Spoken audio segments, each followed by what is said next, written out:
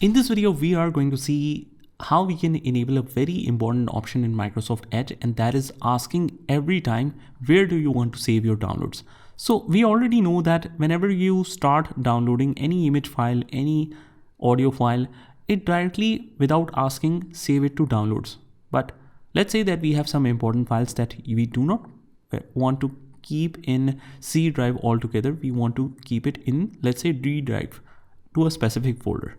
Or maybe we want the download to be saved every single time in different folders depending on the thing we are downloading. Here's how you can enable that option. First of all, just click on the three dots on the top right hand corner and head over to the settings. Now head over to the downloads section on the left hand side, and you can see here the location is set by default.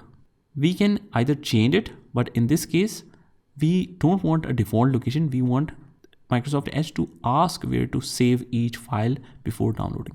So we have this option. All we have to do is just toggle that on, and then every time we try to download an image or anything, let's just see. Let's say that we want to download this one. Instead of downloading, it will ask for the location and it will recommend the usual location, which is set by default as well. So if you want to save it there, we can simply save it, or otherwise we can just choose another location and save it there. So pretty straightforward process here, guys. I hope you found this video helpful, and if you did, hit the like button and subscribe to our channel, and I will see you in the next one.